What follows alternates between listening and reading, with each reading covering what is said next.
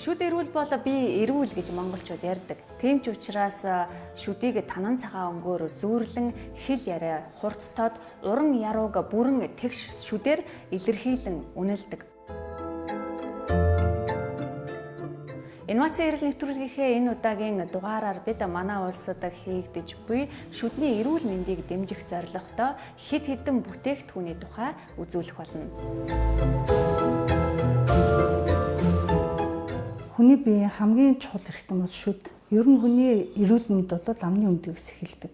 Ерөөсөө шүд эрүүл нүрийн систем дээр тохиолддог өвчин гэх юм бол 4,000 байхгүй юу? Тэгээ энэ өвчний чинь дотор нь хоёр бүлэг болгож байгаа шүү дээ. Олдмол өвчин, эмгэг, төрөлхийн гэж ингэж яваад байгаа хгүй. Монгол улсад бол одоо амны хөндийн өрөвсөл бол их өндөр хувьтай гардаг. За насанд хүрсэн хүмүүсийн 65% нь хүүхдүүдийн 90-100% нь бол одоо ямар нэгэн байдлаар шүдний цоролттой, буйлны өрөвсөлтэй, амны хөндийн өрөвсөлтэй гэж гарсан байдаг. Өсвөр насны хүүхдүүд дээр болно гэсэндээ шүдний гажгийн асуудал бас хөндөгдөж гарч ирж байгаа. Одоо илүү шүдтэй эсвэл одоо шүдэнд урахгүй ч юм уу яг холимог зуулттай үед нэгсэндээ одоо зарим нэгэн шүдэнд хугацаанд унахгүй эсвэл зарим нэгэн шүд хугацаанаас өмнө одоо цоорлын хүндрэлээс болж авахгүйлах ч гэдэм эрүүний үе өвдөх, амаа ангааж чадахгүй байх ч гэдэм энэ олон асуудлаас болоод одоо нэгсэндээ эрүүн нүрийн гажиг эсвэл шүдний одоо игнэний гажиг ч юм уу ийм асуудлууд бол сүүлийн үед бол маш их үүсэж байгаа. Шүд цоорснороо яах вэ гэхээр одоо хамгийн наадсан энгийн жишээ гэхэд л хоолоо өвдөн цаашаа хүндрээд ирэхээр үе мөч өвдөн ходоод гидсмууд нь гих мөчлөн тэгээд цаашаа дамжраад зүрх судас бөөр гэх мэт цудлаг эрхтнүүдийг хүртэл гэмтээдэг. Аливаа улс орны шүдний өвчлөлийг тухайн улс орны 12 настай хүүхдийн шүдний эрүүл мэндийн үзүүлэлтээр нь тогтоодог. За өөрөөр хэлэх юм бол 12 настай хүүхдийн шүд хамгийн эрүүл байдгаа гэж мэргэжилтнүүд үздэг. Манай улсын хэмжээд 1976 оны судалгаагаар 12 настай хүүхэд нэг бүр шүдний нэг цооролтоо гэсэн үзүүлэлт байдаг бол харин сүүлийн жилүүдэд 3 шүдэн цоорхоо эсвэл ахуулсан бүр 12 шүдэн цоорсон одоо судалгаанд бүртгэгдсэн хүүхэд ч байсан байна. Энэ насныхны дунд шүдний өвчлөл 94% хүрсэн байна. Харин шүдний өвчлөл амны салстын одоо өрөвсөл мөөгөнцрийг эмчлэх зорилгоор манай улсын эрдэмтэд ахи зүүн бүр бэлтгэлийг шинчилсэн хувилбараар гаргаад байна.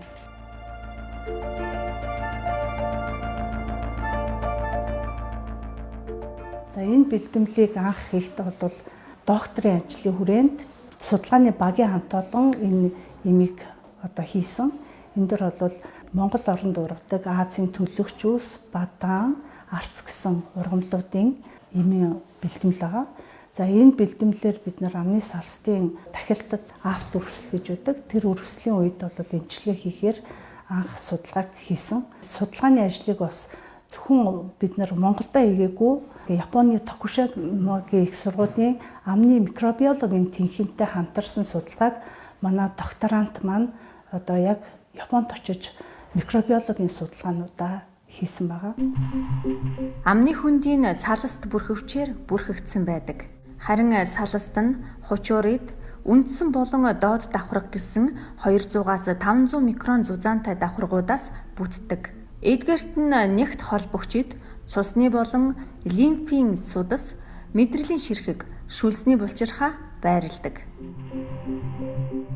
Амны мөөгөнцөр өвчний хамгийн түгээмэл үүсгэгч нь Candida albicans. Candida нь хөрс усан орчинд хадгалагдаж, амьтдын биед колончлон амьдрах буюу бие махбодын эсэргүүцэл суларсан үед эдвхждэг байна. Тэгэхээр энэ Candida albicans бол салс дээр бэхлэгдээд өвчин үүсгэхээс нь сэргийлж байгаа гэсэн үг. Шууд тэрийг одоо устгаад тийм үйлчлэл үзүүлж байгаа болох нь бол судалгаагаар батлагдсан. Амны салстын мөөгөнцөрт өвчний тохиолдол байна. За энэ тохиолдолд одоо үйлчлүүлэгч маань юу гэж зориулж ирсэн гэхээр ам хураашаа дээ. За тэгээ хилний энэ хоёр хажуугийн хэсэг, хилний үзүүрийн хэсгээр бол хорсож өвддгөө гэсэн ийм зорилттой байсан. За эндээс бид нар мөөгөнцрийн эсрэг эми бодисуудаас аль нь хамгийн их одоо илүү үр дүнтэй үйлчилж гинэ гэдгийг бид нар шинжилгээний үр дүнгээс хараад нэмчилгээгээ хийснээр за ялангуяа архаг өвчнүүд архаг идэхгүй байгаа шархууд энэ тохиолдолд бол бидний үр дүн бол хамгийн сайн байна.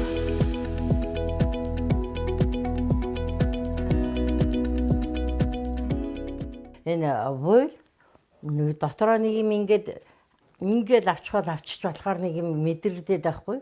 Тэгэхээр зэрэг одоо тэнд үнэтэй. Тэгэл 90 хойны ахи зэмбэр гэдэг нэг ийм байгаа. Нэг энэгээр нэг имчилгээ хийгээд үзээтэй. Энэ ер нь яах нүгэл. Тэгэл тэрийг 1-2 удаа нэг час гэсэн. Тэгэл тэрнээс хойш өнгөр суугаад. Одоо тэгээ миний амд үзээд өгөөч гэсэн одоо шархсаар байх. Ахи зүүмбэр бэлтгэлийг шинчлэн сайжруулахын тулд хулган дээр олон удаагийн туршилт хийжээ. Мөн үүний дараа хүмүүсээс судалгаа авахад оролцогчдын 44.9% нь салстын дахилтад афт өрөвсөлтэй, 14% нь мөөгөнцөрт өрөвсөл, үлдсэн нь уруулын гуужилт, үхжилт, шархлаат өрөвсөлтэй гэж онцлогдсон байна. Харин энэ бэлтгэмлэр эмчилсний дараа амны салстын өвчний эдгэрэлтийг түргэсгэж өрөвслийн эсрэг өвчин намдаах нөхөн төлжүүлэх үйлчилгээ үзүүлжээ.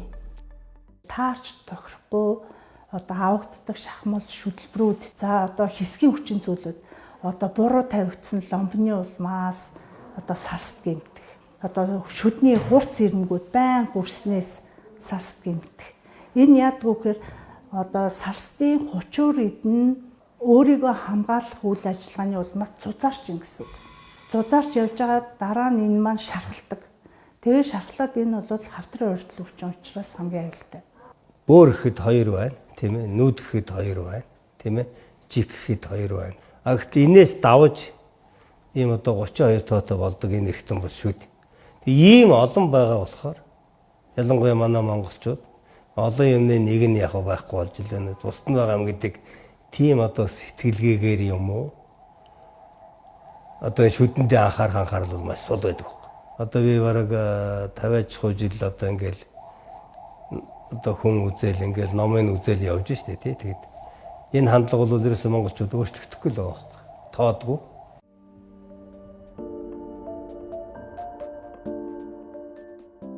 Над дээр одоо бүтэн 30 жил тамхи татсан эмэгтэй ирчихсэн байхгүй. Тэгээд яг энэгээр танаа ингэж татдаг. Яг эмд нь ингээд лейкоплакийн үсээд тэгээд ингээд шархалцсан идэгдэггүй.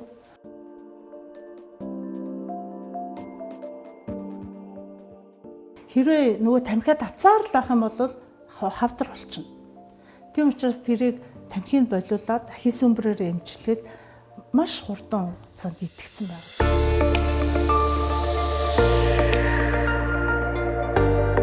Яг үйлдвэрлэл хийгээд ирэхэд бэрхшээл үүсгэж байгаа гэхээр идэвхтэй нөөцгүүд болоод хүмүүж болчихсон. Тэгэхээр энэ дадааны нөөцийг болоод нэг дараас бүхий гэж хэсгүү яг нэг хэсэгчл гэсэн. Одоо дараагийн судалгааны маань хамгийн гол зүйл нь одоо үйлдвэрлэл яг нэг одоо гарааны хаан байгаад үйлдвэрлэж одоо хийчихдэг гэдэг одоо дараагийн судалгааны Анхаарал шинжилгээ ухааны үндэсний их сургуулийн дэргэдэх Суpreme гарааны компани энэ бэлтгэлийн цаашид үйлдвэрлэл хөгжүүлэх түүхийдийн нөөц багтааж өөрсдөө танилцуулах зорж байна.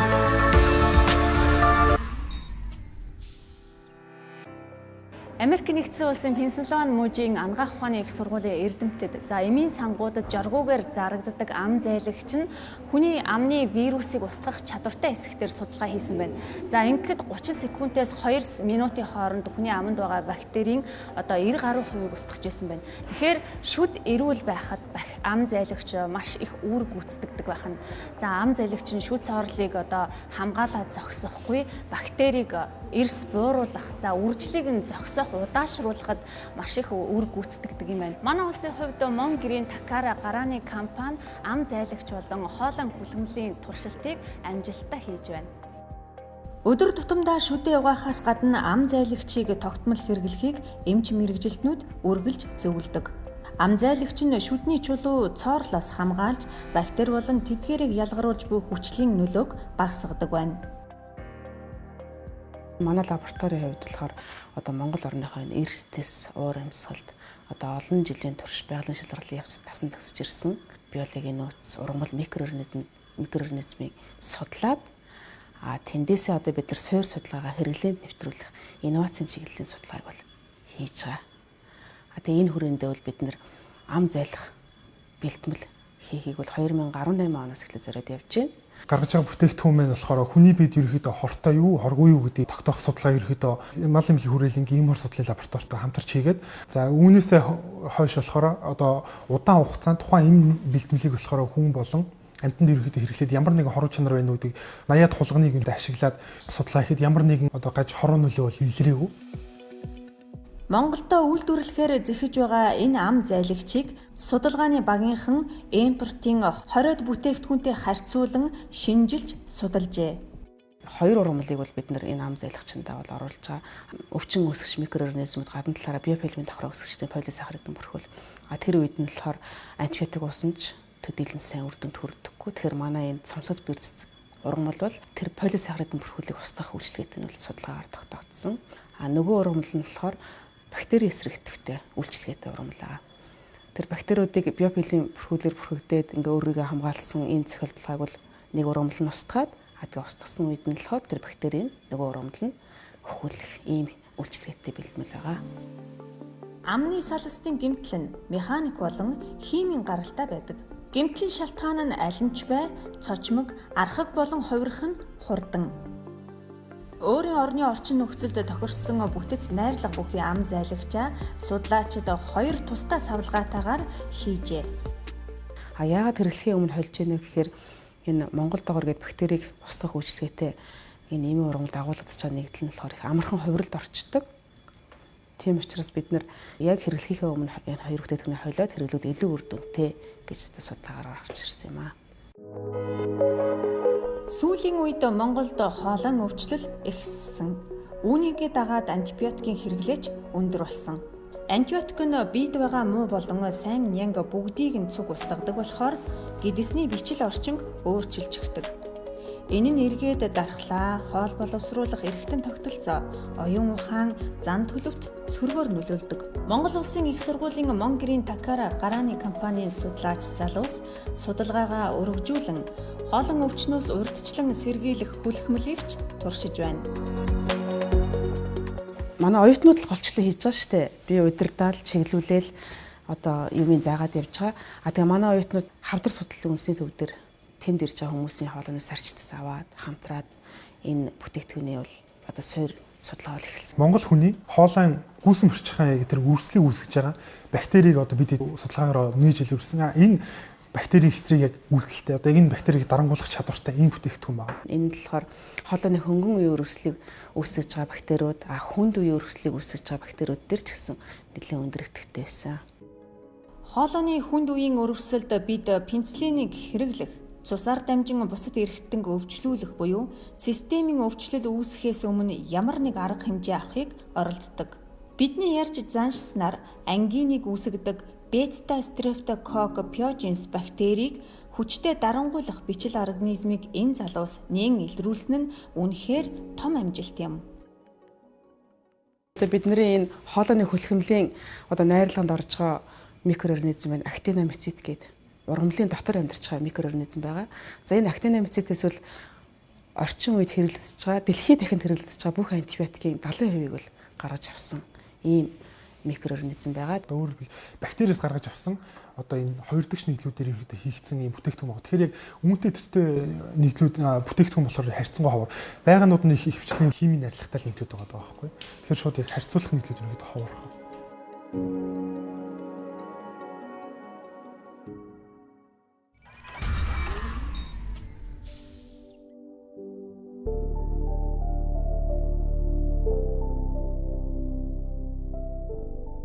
Химийн шүтлбэр хийх болон шүдний хэв авахад гөлтгөнийг ашигладаг. За манай улсын хувьд гөлтгөнийг импортоор авч хэрэгэлдэг. Шүдний хэв авахад их хэмжээний хог хаягдал болон гарсан гүлтгнийг дахин боловсруулж 2 болон 3 дугаар хэв шинжит гүлтгэн болгох туршилт технологиг залуу эрдэмтэд хийж байна.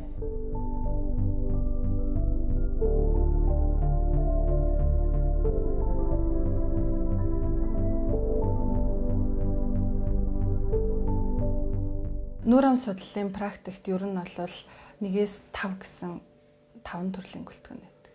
Тэгээд бидний одоо жишээ нь энэ дээр ярихад болохоор энд type 2 буюу 2 дугаар төрөл, энд болохоор 4 дугаар төрөл явж байгаа. За тэгээд энэ 2 дугаар төрөл нь энгийн гүлтгэн гэж явдаг. Харцангуйын дунд үн өртгөр босдог. Харин энэ чулуун гүлтгэн бол арай илүү одоо хатуулаг шин чанартай арай өндөр өртөгтэй байдаг. Тэгээ бид нэр болохоор дахин боловсруулж байгаа гүлтгэн маань энэ үнэтэй гүлтгэнийгоо дахин боловсруулж байгаа. За жишээ нь бид нэр одоо хүний амны хөндөгөөс хэв аваад авсан хэвэн дээрээ энэ нөхөө гүлтгэнөөр загвар цутгадаг байна.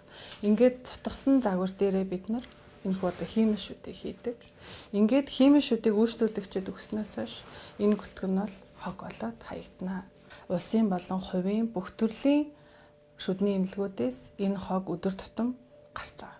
За тэгэхээр нөгөө ингээд дахиж хизээч ашиглагдахгүй хаягдж байгаа материалыг дахин боловсруулснаар ач холбогдолтой. Мөн дээрэс нь энэ гүлтгэн нь хогийн одоо цэг дээр хаягдахаараа өөртөө усыг шингээгээд хортой хий өрөөсөө ялгаруулдаг. Инхээр бас экологийн хувьд бид нар давуу талтай байна гэж үзээд боловсруулж. Олон улсын стандартаар шүдний игнэний хэв, загварын суур болон бэхэлгээ шүдний үзүүлэнд гүлтгэнийг ихээр ашигладаг. Өөрөөр хэлбэл гүлтгний чанараас их зүйл шалтгаална. За энэ болохоор бидний бэлтгэсэн гүлтгэн ер нь шин чанарын хувьд бол шин гүлтгэнтэй харьцуулахад тийм онцгой ялгаа байхгүй. Бараг маш одоо өндөр тунгаар нүнтгэлдэг учраас маш нэр ашигтай. Тэгэхээр нөгөө гадаргуу их гоё жигдэх гүлгэр гарч ирдэг. Даваа талтай. Өөрсдийн гараараа хийж бүтээх нь залууст урамтай. Илүү сайныг хийх, илүү шинийг санаачлах санаа сэтэл тэднийг хөглөнө. Ер нь бол нөгөө бид нар энэ санааг төрүүлээд одоо цааш нь өөрчлөлөө дэлхийд дахинд юу болж ин гэдгийг судалж үзсэн. Ингээд үзэхэд бол ялангуяа Европын холбооны улс орнуудад бол бидний өнөөдөр энэ нүүр ам судлалын төв эмнэлэг дээр хийж байгаа дахин боловсруулалтыг бүр тухайн улс орон даяараа хийгээд одоо юу гэдэг нөгөө одоо хаягдал хуванцарлаас цуглуулна гэдэг шиг те бүгднийг цуглуулад боловсруулад буцаагаад зарах байдлаар яваад эхэлсэн байлээ. Тэгээд хийж байгаа арга болон судалгаа шинжилгээний аргууд нь бол манай хийж байгаа аргатай төстэй.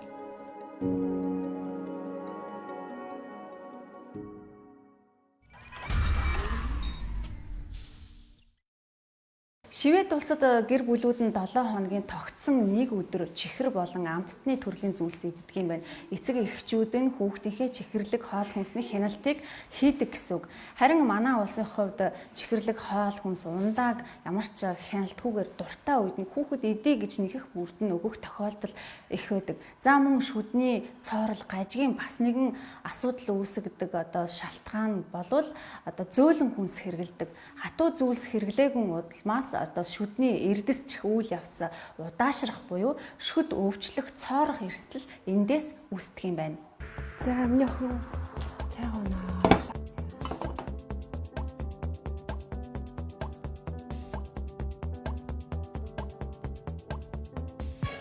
Хатаа юм нөхөө. Ээжийн захыг авчи миний охин зөөлхний энэ дээрээ за.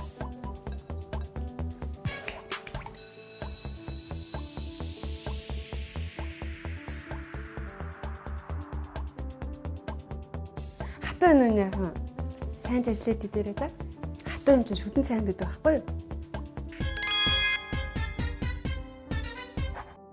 За хэд зөөлөн хүнс идүүлснээс болоод хоншоор ирүүний яс маань ажилтны хүчний одоо нөлөөгөөр хөгжиж томорч тэлжээдэг. Гэтэл байнга юм зөөлөн чанарын хоол хүнс идэнгүүд яс маань хөгжихгүй, ясанд маань даралт очихгүй байна гэсэн үг. Тэгэхээр яс нь хөгжихгүй болонгууд байнгын шүд ургаад ирэхээр байнгын шүд чинь мэдээ сүн шүднээс хинжээ хэлбэр бүх юмараа л өөр байгаа шүү дээ. Тэгэхээр бөөгнөрөл үүснэ хамгийн энгийн гажигна. Гэхдээ хэтэрхий тансгаж одоо манай хүүхдүүд чинь Ажил болохгүй хямдхан дагаад ажил болохгүй нуудыг идчихэв.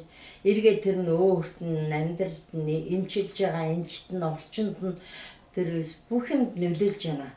Одоо ерөөсөө манайхан болдог үстэй гэр бүлийн шүдний эмчтэй баймаар л тийм нөхцөл төрсэн байж штэ. Манайхан ч өнгөрсөн хожуу хойно эннийхээ хойноос явдаг юм байна.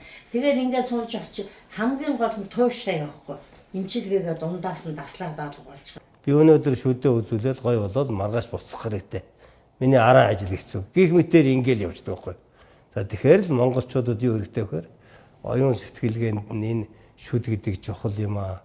Эрүүл шүдтэй байж хүн энэ дараагийн зуунда ажил амьдрал тийм ээ.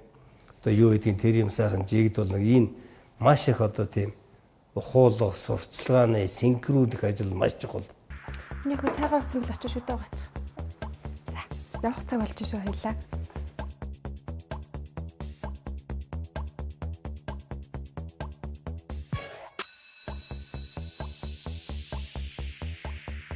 Мэ идэ дууссан яг хөө. Шүдээ гоёл. Жилдээ явах цаг л та шүү. Зүүн шүдээ сайн хаагаад тойр хэлбэр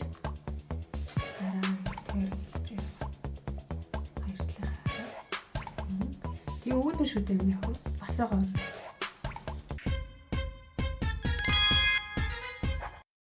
Багаасаа одоо шүдээ зөв угаагаад одоо тэг зөв арчлаад ингээд сурчих юм болно гэсэндээ дотрийн өвчлөл, эрүүн нүрийн эмсэл, гажгийн өвчлөл үүсгүйгээр та насандаа өндөр настан болтлоо бүрэн шүдтэйгээ байх бүрэн боломжтой шүү. Шүд сорох өвчний дархалт 99% болсон шүү дээ.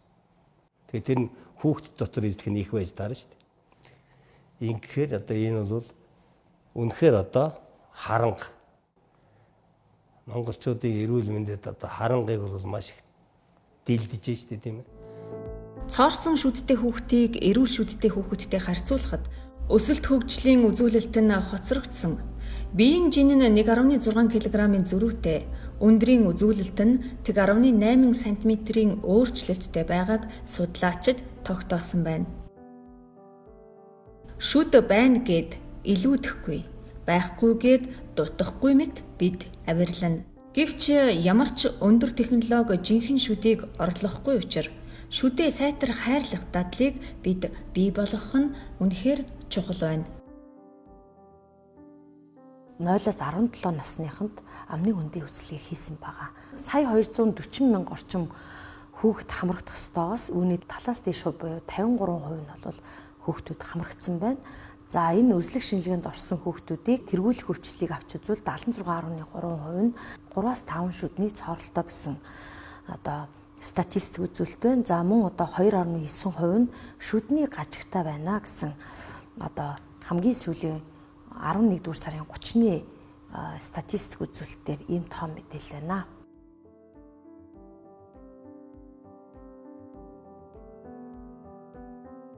Хөхүүл хүүхдээ ээжүүд маань хүүхдээ ингээд шөнө нойрондоо хөхүүлээд унтдаг. Тэгэнгүүт сүү маань юу вэ гэхээр лактоз гэдэг те сүүний хүчил байна. Энийгээ байнга хүүхд маань ингээд хөхж жагаад тэр чигээр унтаад өгчөр ам дотор сүүтэйг унтдаг байхгүй. Тэгэнгүүт тэр хүчил нь шүдийг маань одоо зөөлрүүлээд цоорох механизм үүсдэг гэдэг.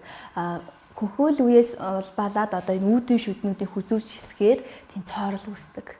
Буруу байрлалд хүүлсэнтэй холбоотойгоор тэр хүүхдийн залгих үйл ажиллагаанд буруу өгч чинь. Тэгээд тэрнтэй холбоотойгоор хэл буруу байрлаад тэгээд анханасаа тэр хүүхэд нэгдүгээр тамаа хангаж унтдаг бол эсвэл буруу байрлалд буруу залгиж одоо хөгжсөнтэй холбоотойгоор яах вэ гэхээр зуултын гажиг анханасаа буруу өсчдөг байхгүй. Хүүхдүүдийн дунд хамгийн зөнгөлөн тохиолдог салстын өвчин юу гэхээр ам гэмтэх өвчин байдаг. За ялангуяа вирусын одоо халдварын тархалтын үед те томуу төс төвчний тархалтын үед бол амны ам гэмтэх энэ өвчин бол хамгийн их тохиолддог. Хүүхдтэй амнаасаа юм дамжуулах тийм үү. За ер нь бол хүүхдийг нэг их тэгж хамар амруу хүнсээд авах хэрэггүй шүү дээ. Бид нар өөрсдөө эрүүл байна гэдгийг яаж мэдчихав вэ? Тэ? Тэгээ өөртөө байгаа халдвараа хүүхдэд дамжуулах үе таалга нэгддэг учраас энийг бол эр сорилгох хэрэгтэй. Q+ эрүүл мэндийн үйлчилгээгээрээ дэлхийд алдартай. Энд эмнэлгийн үйлчилгээ авахаар жуулчид ихээр ирдэг. Харин манайд тэсхийн аргагүй болтлоо өвдөхгүй л бол эмнэлгийг зорих хүн ховор. Эмч нар үйлчлүүлэгчтэй харуулдаж, санаа зовж, хойноос нь хөөцөлдөнө. Тэд ажлынхаа хажуугаар инновац нэвтрүүлэхээр оролдож, цагтаа уралдаж байгаа ч бидний ихэнх нь чимээгүй таглан хэмжээнд хүрсэн шүдний өвчлөлийг үл тоон амьдарсаар байна. Монголд хор тавдар ихссэн нэг шалтгаан нь шүдний өвчлөл гэж мэргэжилтнүүд үздэг. Учир нь хатуу зажлаагүй хоол хүнс ходоодыг гэмтээж хавдар үүсгдэг. Өвчлсөн ганцхан шүд бусад шүдэнд маш хурдан нөлөөлнө. Харин бид өөрсдөө шүдээ анзаарахгүй, бас анхаарах сэхээгүй, өөртөө нүдэн балаа чихэн дүлий алхна. Өвтгөөс нь өмнө гаргасан $1 маань өвцсний дараа гаргах $7 бол хэмнэх ийм дэлхийн эрүүл мэндийн байгууллагаас гаргасан зөвлөмжийг одоо биелүүлэх зорилготой. За мөн одоо манайх шиг хүний нөөц, эдийн засгийн санхүүгийн хөрөнгө нөөц одоо хязгаарлалтай улс оронд бол энэ урьдчилан сэргийлтийг илүү одоо хэрэгжүүлэх нь чухал байдаг. Бид хөгшөрхөөс айна. Бид үхэхээс бас айна. Харин өвдөхөөс айдаггүй. Гашуунаар бүү тэтг, амтднаар бүү цатаг гэж монголчууд ярьдаг. Ухааныг гүндэн шингээж, амьдрах аргыг үгийн эрчимдэд сутгасан өвгдийн ухаан сургаал бүхэнд ухаж ойлгвол түүн дотор инновац бий.